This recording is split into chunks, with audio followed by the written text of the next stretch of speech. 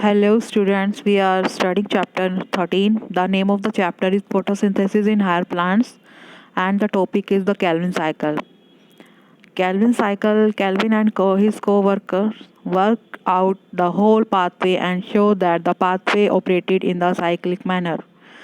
उसने Calvin is a name of a scientist, M Calvin इसका पूरा नाम है और इसने क्या किया, अपने कोवर्कर्स के साथ स्टडी किया। इसमें कार्बन डाइऑक्साइड के बारे में उसने स्टडी किया कि आरयूबीपी के बारे में स्टडी किया कि आरयूबीपी वाज जनरेटेड और जो कैल्विक पाथवे है वहाँ पर क्या है कि शुगर जो है सिंथेसाइज होती है। And let us all we have to understand this Calvin cycle.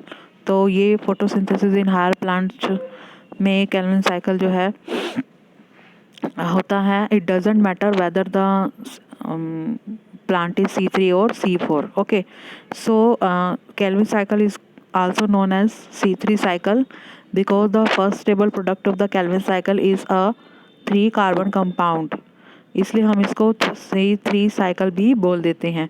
तो अभी हम पढ़ेंगे इसकी फेजेस। फर्स्ट फेज जो है आपको दिख रही है स्क्रीन पर, कार्बोक्सिलेशन। कार्बोक्सिलेशन फेज क्या होती है कि सबसे पहली फेज है कैल्विन साइकिल की, which the atmospheric carbon dioxide combined with the राइबोलोज 1,5 biphosphate. आप डायग्राम देखिए पहले। आप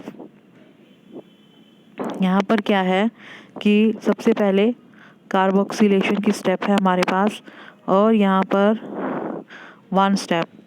it is the initial reaction end of the Calvin cycle in which atmospheric carbon dioxide combine with the राइबोलोज 1,5 biphosphate.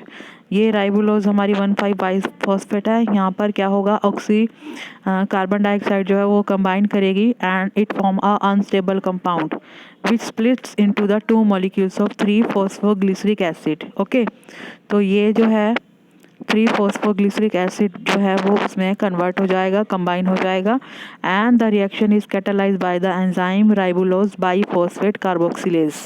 यहाँ पर नाम नहीं लिखा हुआ तो आपको मेंशन करना है कि कौन सा एंजाइम यूज़ हो रहा है, राइबोलोज बाइफॉस्फेट कार्बोक्सिलेज, जिसको हम बोलते हैं Rubisco enzyme. Rubisco is the most abundant protein on the earth and it comprises about 16% of the chloroplast protein. ये आपको याद रखना है। The enzyme is located in the outer surface of the thylakoid membrane. यहाँ पर जो है enzyme, जो रिबुस्को एंजाइम है, that is outer surface of the thylakoid membrane पर प्रेजेंट होता है। The unstable intermediate compound has been identified as 2-कार्बोक्सी 3-कीटो राइबिटोल 1,5-बाइफॉस्फेट। ये आपको नहीं करना है। बीच में जो अनस्टेबल कंपाउंड होगा, जब 3-फॉस्फोग्लिसरेट की फॉर्मेशन होगी उससे पहले अनस्टेबल कंपाउंड होता है। ठीक है, तो जो है उसके बाद हमारी जो सेकेंड फेज है,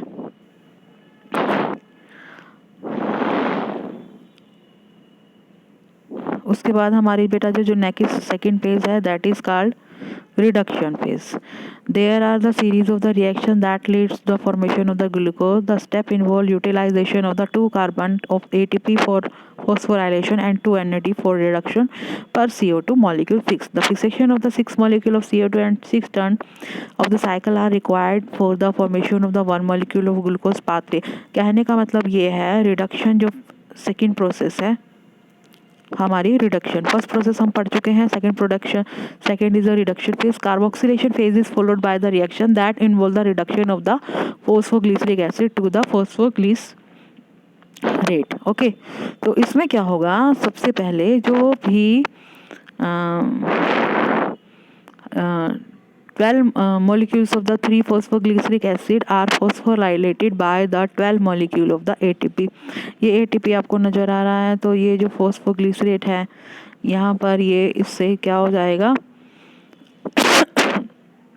कंबाइन हो जाएगा एंड उसके बाद क्या होगा, 12 molecules of 3-phosphoglyceric acid are phosphorylated by the 12 molecule of the ATP to form the 12 molecule of 1,3-biphosphoglyceric acid and और ये सारा होगा in presence of the phosphoglycerate कीटेज।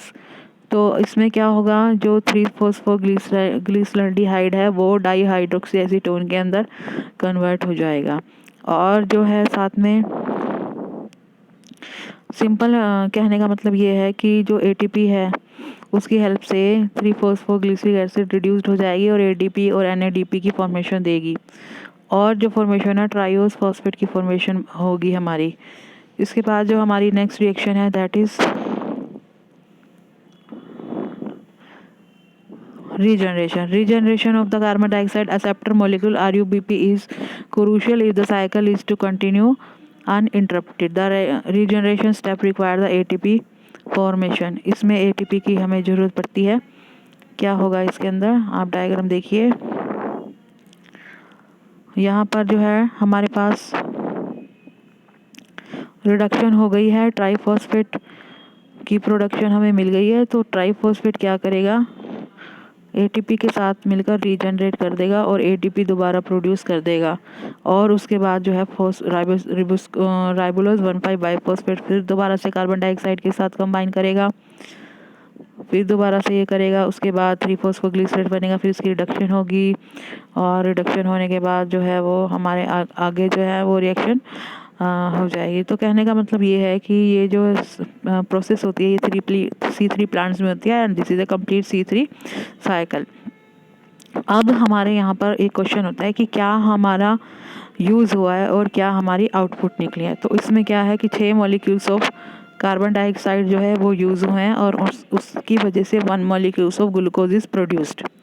ATP के 18 मॉलिक्यूल जो हैं वो यूज़ हुए हैं, और उसमें आउट क्या मिला है, ADP के 18 मॉलिक्यूल्स, और इधर से 12 मॉलिक्यूल्स ऑफ NADPH जो है वो मिले हैं, इन हुए यानी कि यूज़ हुए हैं, और NADP 12 मॉलिक्यूल्स जो हैं वो आउट हुए हैं। तो this is all about the Calvin cycle.